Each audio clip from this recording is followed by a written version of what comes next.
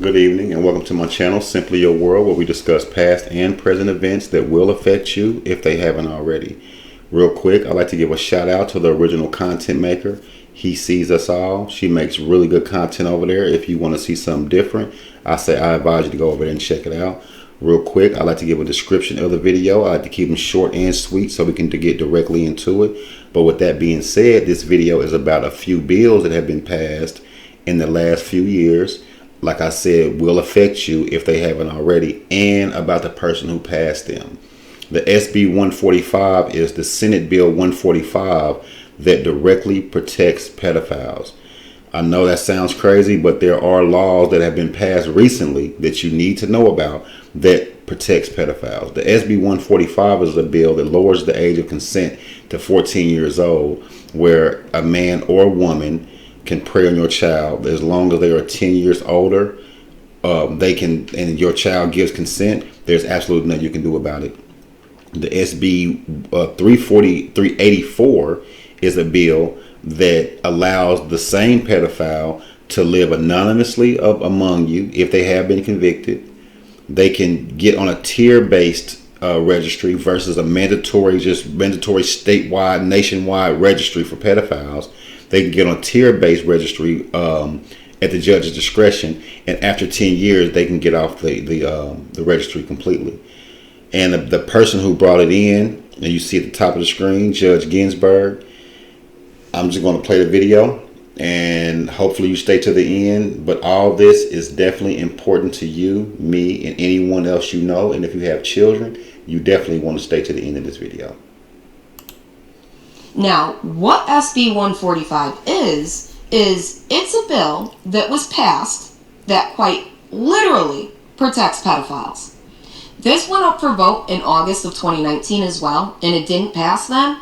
But then in August of this year, Senator Weiner really went in on the LGBTQ rights as the reason for this bill, and it passed. I actually want to talk to you about a couple of things today, and I apologize in advance if this video ends up being on the longer side, but I will do my best to keep it short and to the point.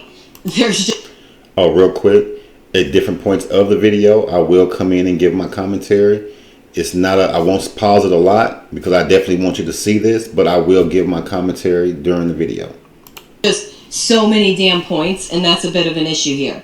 I want to lay this all out in a specific order for you guys, and in doing that, I'm actually going to start this out with Ruth Bader Ginsburg, believe it or not. I'm sure you all know who she was. She was an Associate Justice of the Supreme Court from 1993 until her death, which was just recently. She was nominated by Bill Clinton, and this here says she was generally viewed as a moderate judge who was a consensus builder at the time of her nomination. Now, I have a document here that I'm going to share with you all to show you how extreme Ruth Ginsburg really was and how radical some of her views were. And what's scary is she has so many supporters and people who are continuing her end goal as we speak. I didn't know that she was a feminist. And not only is she a feminist, she is the matriarch of the feminist movement. This video is quite literally like seeing the Wizard of Oz when they pulled the curtain back. If the Wizard of Oz or the land of Oz is the land of feminism and the land of transgenderism, she's the little man behind the curtain. I promise you. I'm talking about Ginsburg first, before SB 145, because I believe that she was laying the building blocks for SB 145 and also laying the foundation for so much more. And we actually are seeing so many of her ideas being enforced in society today. I honestly wouldn't be surprised if it was her idea to stop teaching children cursive writing, because it's very clear that the American government wants to do away with the Constitution, and with Ginsburg's tactics of slowly doing things so no one really notices big change. And this is something that she had actually said. I'll show you that at the end of the video. Making sure that coming generations could not even read cursive would absolutely be a must. Now, what I have here is testimony that was given in regards to Ginsburg while she was running for Supreme Court Justice. I have 3 testimonies that were sent to me, but I'm only going to read the first one as it really lays out Ginsburg's agenda and was given under oath. This testimony by Susan Hirschman, who was, maybe still is, executive director of Eagle Forum, was given on July 23, 1993, and it states, Ruth Ginsburg's writings show her to be a radical, doctrinaire feminist, far out of the mainstream. She shares the chip-on-the-shoulder radical feminist view that American women have endured centuries of oppression and mistreatment from men. That's why in her legal writings, she self-identifies with feminist Sarah Grimke's statement, "All I ask of our brethren is that they take their feet off our necks," and with feminist Simone de Beauvoir's put down of women as the second sex. De Beauvoir's most famous quote is, "Marriage is an obscene, bourgeois institution." Now, I want everyone to really pay attention to what this woman's agenda was really all about, because it gets into age of consent, it gets into the family unit, it gets into restructuring society as a whole, it even gets into changing the English language.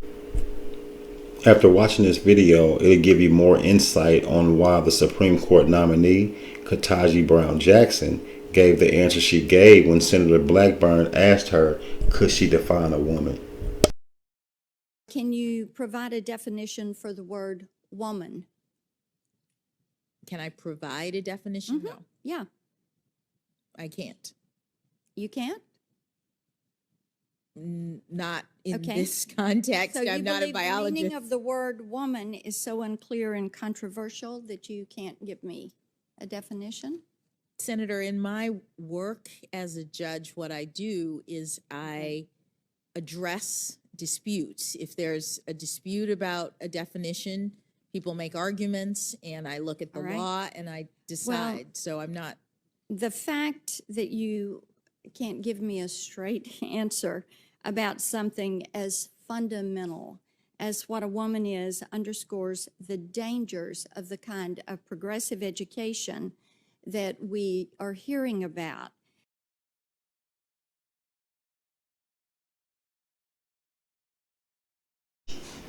A typical feminist, Ruth Bader Ginsburg, wants affirmative action quota hiring for career women, but at the same time wants to wipe out the special rights that state laws traditionally gave to wives. In a speech published by the Pi Beta Kappa Key Reporter in 1974, Ginsburg called for affirmative action hiring quotas for career women, using the police as an example in point. She said, affirmative action is called for in this situation. On the other hand, she considered it a setback for women's rights when the Supreme Court in Kahn versus Chevin in 1974 upheld a Florida property tax exemption for widows. Ginsburg disdains what she calls traditional sex roles and demands strict gender neutrality, except, of course, for quota hiring of career women. This is in 93. In 93, what nobody talking about or thinking about changing traditional sex roles. No one was thinking about the woman being the man being the woman in the literal sense. Of course, we have women saying they are the man. You know, you have a lot of men who say they are the man and the woman because there's no woman around, and then vice versa. You got the woman saying that as well. But nobody was thinking about traditional sex roles being changed. You know, this is in 93. And if you look back, it goes even deeper than that. And as the video goes, you will see it goes back to in the early 70s, like right here on the screen. She was talking about this in the early 70s. You know, while people were sitting around doing whatever they was doing. You know, people going to jail, dying, singing, dancing. She's talking about changing sex roles. This is exactly what the purpose of this channel, to let you know about past and present events that will affect you if they haven't already. Let's keep going.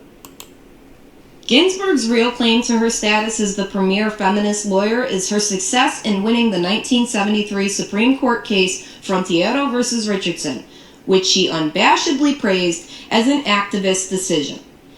She obviously shares the view of Justice William Brennan's opinion that American men, in practical effect, put women not on a pedestal, but in a cage. And that throughout most of the 19th century, the position of women in our society was, in many respects, comparable to that of blacks under the pre-Civil War slave codes. This lady's off her That's right, rocker. guys. These are things that Ruth Bader Ginsburg has said, believed, and she's absolutely set her ideas into motion. We can clearly see these things happening today. Think about the they, their pronouns. Think about how hard it is for a family to have a stay-at-home mom or even have multiple children. And this woman is now being praised. She opened the doors for SB 145 with her radical views on age of consent. But we're about to get to that. She's done more damage than anyone could imagine. And anyone who thinks that women in the 19th century were treated just as bad as African American slaves should have never, ever held the seat that she held for so long in the first place. But this lady went so far. I mean, I'm blown away. When I first seen this, I was blown away just by that statement. Now this is what I mean by the matriarch of feminism. She is around spewing in the 73. I said 74, but in 73, she was running around spewing, telling women that they are treated worse or just as worse or just as bad as black people and slaves, as slaves. And she's being praised. This is exactly what I mean by the matriarch of feminism. If that ain't a feminist statement, then I don't know what. If that ain't one, that it ain't a feminist statement in the world. Let me say that. Madness this woman displayed continued all throughout those years she held that seat, and it will, without a shadow of a doubt, continue without her. Back to this testimony. Anyone who thinks that American women in the 19th century were treated like slaves and in the 20th century were kept in a cage has a worldview that is downright dangerous to have on the U.S. Supreme Court. She's another Brennan, and no conservative should vote to confirm her. Of course, Ginsburg passed President Clinton's self-proclaimed litmus test for appointment into the Supreme Court. She is pro-choice. But that's not all. She wants to write taxpayer funding of abortions into the U.S. Constitution. Something that 72% of Americans oppose, and even the pro-abortion, pro-Roe v. Wade Supreme Court refused to do. It has been considered settled law since the Supreme Court decisions in a trilogy of cases in 1977, Beale v. Doe, Maher v. Roe, and Polker v. Doe, that the Constitution does not compel states to pay for abortions. These cases were followed by the 1980 Supreme Court decision of Harris v. McRae upholding the Hyde Amendment's ban on spending federal taxpayers' money for abortions. The court ruled that a woman's freedom of choice to have an abortion carries with it a constitutional entitlement to the financial resources to avail herself of the full range of protected choices. That's right, brothers and sisters. She wanted this badly, but she wanted the American public to pay for abortions. And she wanted it written right into the United States Constitution. I continue. Ginsburg has planted herself firmly in opposition to this settled law. In a 1980 book entitled Constitutional Government in America, Judge Ginsburg wrote a chapter endorsing taxpayer funding of abortions as a constitutional right and condemning the High Court's rulings. This year, the women lost, Ginsburg wrote in her analysis of the 1977 cases. Most unsettling of the losses are the decisions on access by the poor to elective abortions. Criticizing the 6-3 majority in the funding cases, Ginsburg asserted that restrictions on public funding and access to public hospitals for poor women were a retreat from Roe v. Wade as a stunning curtailment of women's rights. The phony concern expressed by pro-abortion lobbyists like Kate Mitchellman is just a smokescreen. Ginsburg's article criticizing Roe v. Wade, which has received some attention since her nomination, merely complained that the court didn't adopt the women's equality theory that she had personally developed in the 1970s. Ginsburg's article was not a legal criticism, but a political one. If the court had been less categorical in its Roe language, she said, it would not have provoked the well-organized and vocal right to life movement. Ginsburg preferred to legalize abortion with arcane and obtuse gobbledygook that didn't agitate the grassroots. This says feminists want to change our laws. I would personally go as far as to say they want to change the entire Constitution, change society as a whole, probably abolish the Constitution altogether. Children in cursive writing, guys. Just children in cursive writing. That's all I have to say. I want to go back real quick when she said what she said about the feminist women want to have the government pay for abortions. When I first heard that, the first thing I thought was, are they trying to add on? Is she a puppet? Is there a puppet master like there always is, controlling her like she seems to be controlled? Does she know? Did she know Margaret Sanger? Is she kin to Margaret Sanger? If you don't know who Margaret Sanger is, she's another matriarch of this system, of this radical system that we see of feminism as well. She's the one who comes with the abortions. She wanted black people to get so many abortions, it was pathetic. Just carried on the eugenics idea. So that's what I'm trying to figure out. Is this part of that as well? But anyway, let's keep going. Ruth Bader Ginsburg is a longtime advocate of the extremist feminist notion that any differentiation whatsoever on account of gender should be unconstitutional. Her radical views are made clear in a book called Sex Bias in the U.S. Code, which she co-authored in 1977 with another feminist, Brenda Fagan Fastadt, for which they were paid with federal funds under contract number CR3 AK010. And you can't tell me.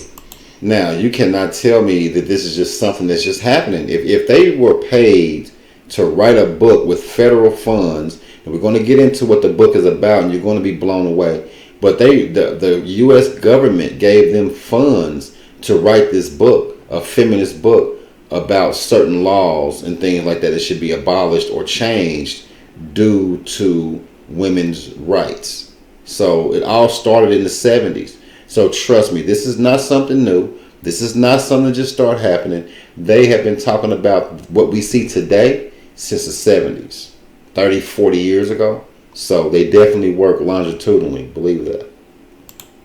Sex Bias in the U.S. Code, published by the U.S. Commission of Civil Rights, was the source of the claim widely made in the 1970s that 800 federal laws discriminated on account of sex. The 230-page book was written to identify those laws and to recommend the specific changes demanded by the feminist movement in order to conform to the equality principle and promote ratification of the Equal Rights Amendment, for which Ginsburg was a fervent advocate. Wow. This era died in 1982.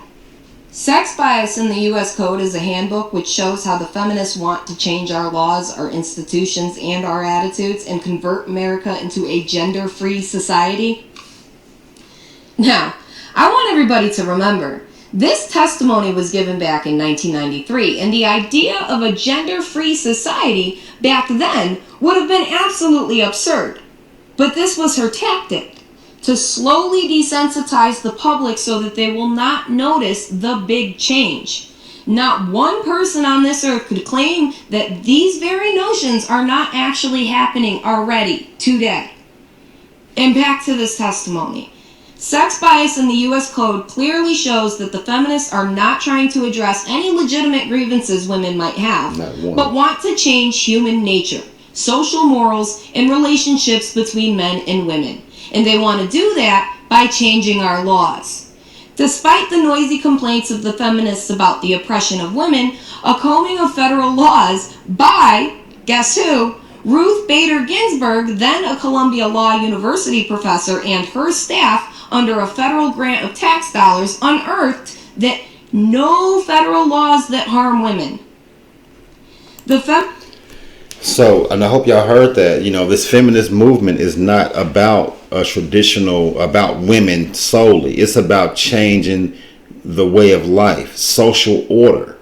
You know what I mean? So this is definitely chess, not checkers. When they come to talking about one world order, all these things that we see that seem like they're unconnected are connected, trying to drive everybody down to a certain point, Because why would you admit in a court document that this is not about the traditional roles of men and women, but it's not about the traditional wants of women, but it's about changing social order of the man and the woman, So all the things that we see now are definitely, or have been definitely orchestrated from what we obviously see since around at least 73. Feminist complaints about the discriminatory laws are either ridiculous or offensive. And I'm going to be real honest here. This woman clearly has some kind of split personality disorder. She is so wish-washy that it would really lead many to believe that nothing she has done or has ever done was done by herself or under her own command. A puppet, if you will, as many of them are. Money speaks, people. Money speaks. So, some of the extremist feminist concepts from the Ginsburg book, Sex Bias in the U.S. Code, are listed here below. I'm not going to read each one word for word, as I want to try and save time wherever possible, but you will get the gist of all of it for sure. For the military, it was Ginsburg's belief that women should be drafted as well as men. Now, what about mothers with children who are not yet grown? What about expectant mothers? What about women who are just not physically fit or prepared for the military? I know I sure as hell am not, and I honestly probably never was. Women do deserve to be treated equally, but we also deserve the right to choose if we want to be that wife, that homemaker, or that stay-at-home mom. And there should be a protection of that as to save the family unit. But you will see in just a second how Miss Ginsburg feels about the family unit. If she had her way, women would be getting assigned drafted. to combat That is duty, crazy. and affirmative action must be applied for women in the armed services. And now here's where we get to what Ginsburg's beliefs for age of consent should be, and why I firmly believe she opened the door for SB 145. I have been saying this to you guys for a couple of years now. The end game is to abolish the age of consent. Destroy the family unit and take away the one last thing keeping just a little bit of innocence in America, our children, and then take away our legal ability to protect them from predators. And I'm pretty sure God will show his anger when this day does actually come. Ginsburg's book stated, the age of consent for sexual acts must be lowered to 12 years old. And I want everyone to notice here, she used the word must. She doesn't even use the word should. That should tell you what kind of psycho she really was. It goes on to say, eliminate the phrase carnal knowledge of any female not his wife who has attained the age of 16 years and substitute a federal sex-neutral definition of the offense. There we go, it's sex neutral. Everything is sex neutral. Now, this was written in 93. She is trying her best to change everything to neutral. You know what neutral means, just coast. Everything's off. Everything goes. You driving and you braking at the same time, pretty much. And depending on how high the hill is or how low the hill is. So you just going which way. Do what thou will. And this is what they've been working towards for a long time. So when you start hearing things about age of consent, don't be upset be upset when they start talking about your daughter can be preyed on by a 22, 23-year-old man and she's only 12. And they're trying to get it lower than 12, and you will see soon. Person is guilty of an offense if he engages in a sexual act Wow. with another person, and the other person is, in fact, less than 12 years old. I pulled this clip from a YouTube channel that I came across a few years ago called Let's Please God. Let's Please God. You see the name of the title of the video. The screen, which is on the screen, is a passage from the Bible, but they're going to get into the passages from a Jewish Bible called the Talmud or Talmud, depending on how you pronounce it, but it's the Talmud. They're going to talk about different laws, passages, and coming out of what's called treatises in their book that directly correlate to the laws and the ways that we see being imposed on society today. To me, just looking at it now from the outside looking in, and from the information that I've gathered over time, to me, my own opinion, makes it seem as if they're trying to get us to worship their God without us truly knowing it. Christ also called the Pharisees adulterers, an adulterous generation. The Talmud provides generous loopholes for adultery. It says the penalty for adultery does not include sex with a minor, the wife of a minor, or the wife of a heathen.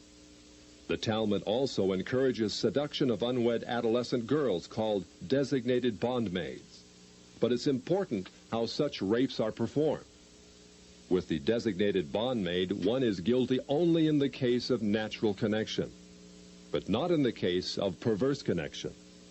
The Pharisees reasoned that rape in a perverted manner is outside the jurisdiction of the law. Normal rape, however, was punishable.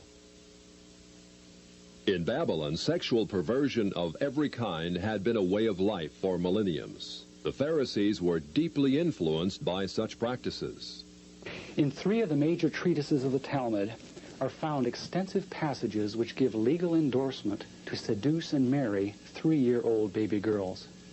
In fact, many of the greatest rabbis of the Talmud, including Simeon ben Yochai, upheld this privilege. Today in Israel, thousands of Jews go to Meron every year to venerate the memory of Simeon ben Yochai, one of the most respected rabbis in the history of Judaism. In one of dozens of endorsements of child sex, Simeon ben Yochai said, "A proselyte under the age of 3 years and a day is permitted to marry a priest." Agreeing with ben Yochai, the great Rabbah said, "When a grown-up man has intercourse with a little girl, it is nothing, or when the girl is less than this, 3 years and a day, it is as if one put the finger into the eye." The footnote to this passage says, "As tears come to the eye again and again, so does virginity come back to the little girl under 3 years." The same section confirms that sexual activity with small boys is in the same category. The intercourse of a small boy is not regarded as a sexual act. Wow. Let's keep going. There you have it.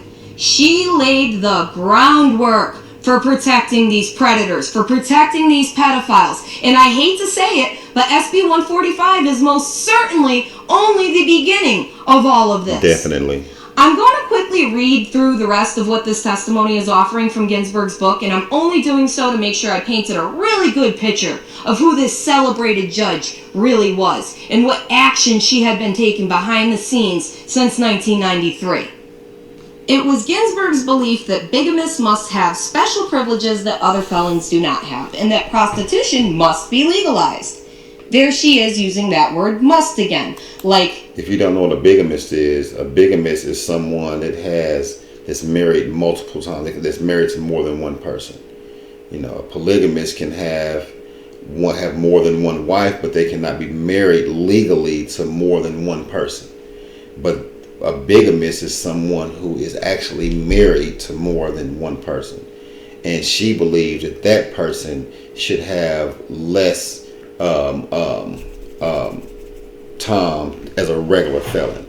You know? So it doesn't even make sense. You know, nothing that she's talking about even makes good sense. But it is what it is. As in, these things are absolutely necessary. And then she went on to say that prostitution is not a major factor in the spread of STDs, and that it plays a small and declining role in organized crime operations. You know, like human trafficking. Ginsburg believed that prostitution played a small role in human trafficking, and a declining one at that. She believed the Mann Act must be repealed, that women should not be protected from bad men, and that prisons and reformatories must be sex integrated, meaning that men and women should share the same prisons, which sounds like a recipe for disaster. She had her way. Women and those very same beliefs spilled over into the Marines, where she believed women should not be given more bathrooms than men, and that the bathroom should be shared anyway. That sounds awfully familiar, doesn't it? She had gender neutrality beliefs in everything, really. Schools, colleges, fraternities and sororities, boys clubs, girls clubs. She wanted them to be reformed, and she also believed that the Girl Scouts and Boy Scouts had to be reformed as well. All of them becoming all-inclusive.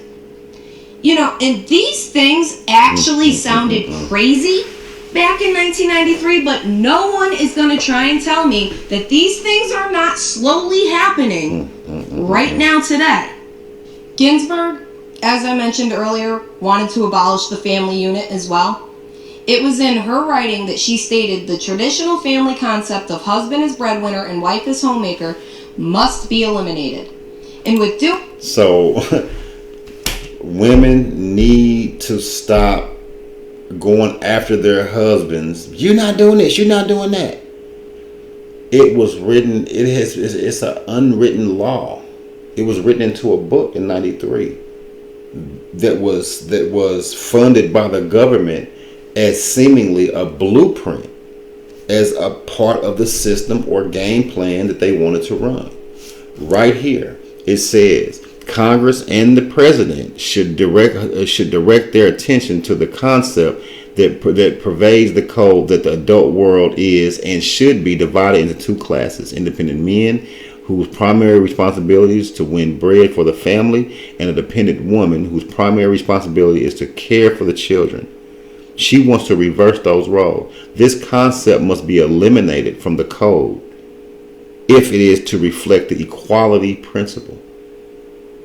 How can it be eliminated?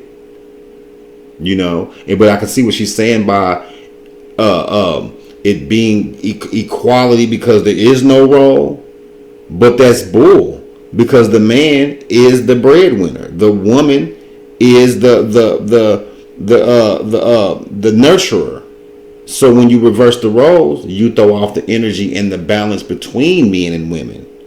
So this is what we're seeing. But back to it. Doing that, the government must provide comprehensive government child care. You know, so you're not raising your children. Uncle Sam is. And we can absolutely see all of these, what were once thought of as extreme views, happening today. This testimony goes on to say that Ginsburg wanted to censor out words from the English language, and here's a list of those words. Man-made should be changed to artificial, man and woman to person or human, mankind to humanity, manpower to human resources, husband and wife to spouse or partner, mother-father to parent, sister or brother to sibling, and so on.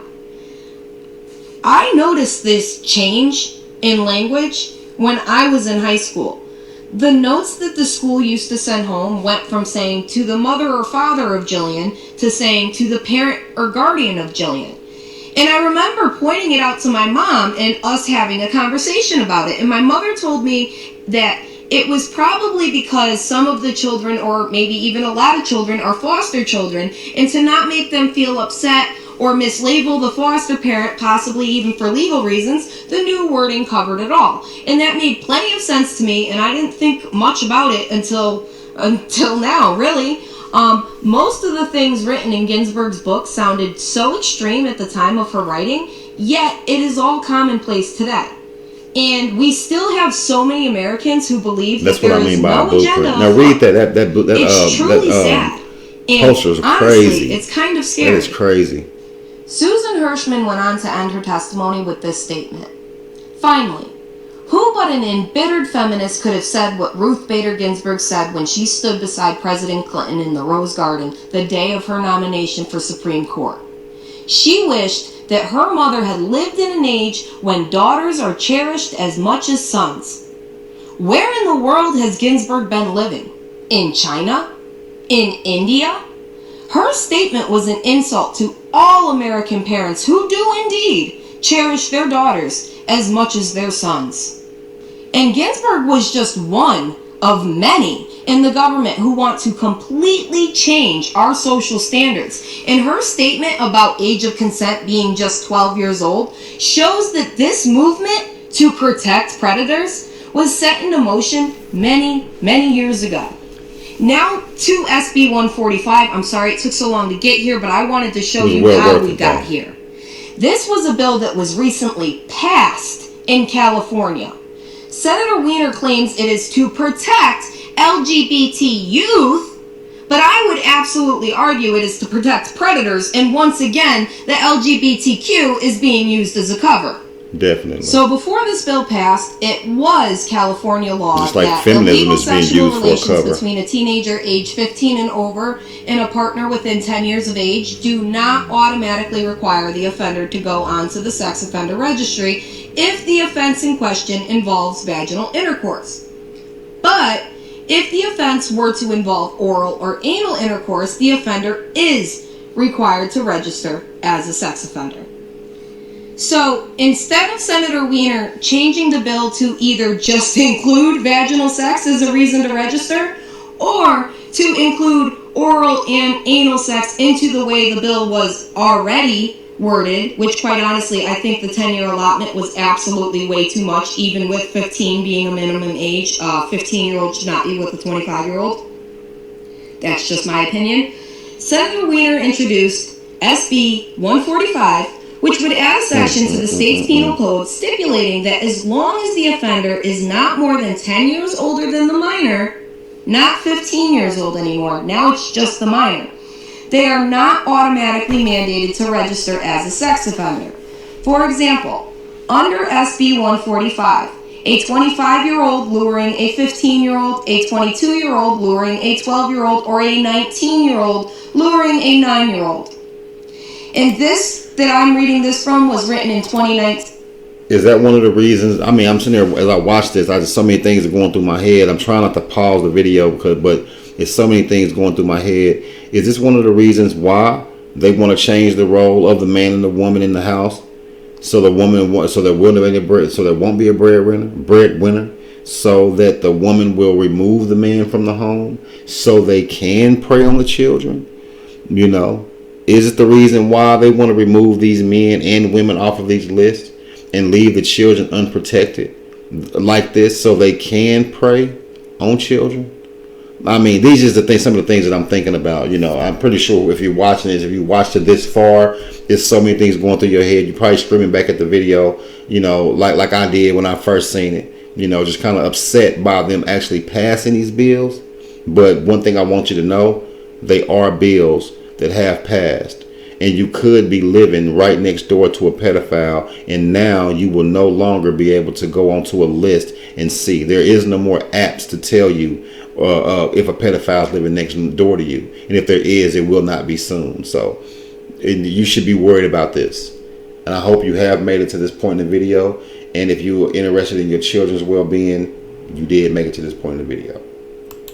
The first time they were trying to pass the bill, so it says here it would be. But because this bill has already passed, all of these men could be or will be shielded under this legislation. SB 145 has already passed, and it is now at a judge's discretion in the state of California whether or not an offender must register with the sex offender registry, as long as he or she is not more than 10 years older than their victim. This is absolutely terrifying to think about. And California tends to lead the way for law setting in the United States. I think it's on the ballot for New York now. Talked about, less known Senate bill that passed a while back in California that allows sex offenders to get off of the sex offender registry. That bill is SB 384, and I highly encourage you all to look that one up as well. And at the very same time as this bill's passing, we quite coincidentally have Cuties being released on Netflix and Joe Biden running for president. Coincidences, people, right? And people still deny an agenda. This film is absolutely disgusting and is for sure every predator's dream come true. Here's a list of some of the scenes that were in the movie, and I'm not joking, these scenes are actually in this movie. And the film's creator claimed that this was meant to be empowering. 2 male, obviously adult security guards stop the girls, and one girl says, "But we're dancers, we have a dance competition to get to." And the general public would take any notice to it. A classic MK Ultra technique. It was actually in the statement of Kay Coles James under oath when Ginsburg said that she believed that the Supreme Court can and should promote radical change, but that it... I'm just going to pause the video right here. It gets so much deeper, you know, over these last few minutes. But that's definitely the gist of the reason why I brought this video on. Like I say earlier, and like I always say in my intro, past and present events that will affect you if they haven't already. Like I said, there are bills that have been passed and written into law that your children can be preyed on. You know, so when you start seeing these commercials about pedophilia, you start to wonder, is all that just another smoke screen just to get deep rooted so the roots can set in, you know? And then after that, no one can change it over the next generation or two, because if this has been going on for 40 years, it couldn't have been for us. It was definitely for our children. Just like you see in the bill, it's about the children. Now it's about removing the parents away from the children, giving all this power to the children to call the police on you, whatever they want to do. Now they're giving them all the right to have sex as much as they want with whoever they want. And there's absolutely nothing you can do about it. You know, a pedophile can move right next door to you. You can know it. And there's absolutely nothing you can do about it. You know, how do you feel about that? I know how I feel about that. You know, that makes me feel crazy. It makes me feel out of place. It makes me wonder what this world is truly coming to. You know, will I be in prison? You know, is prison in my future even more than it was before? You see what I'm saying? Because if someone messes with my child, then what do I do? Do I adhere to this? Or do I know what I'm supposed to do morally, you know, righteously? You know what I mean? So it's just crazy, man. Like I said, it just blows my mind on the things that are passing, the things that we see happening every day in our lives. And there's absolutely nothing we can do about it. At least it feels like that. You know, at least it feels like that. You know, I'm going to end the video here. If you like, please, if you watched it to this far, please like, subscribe, comment, share. It's going to be more videos. This was a little rough, you know, but I'm really just now really getting my video editing software and my video screen recording software better as well. So the videos will get better, more streamlined, but I'm just trying to get the message out there. I might end up doing another video about this and make it even better. So thank you for watching and have a good night.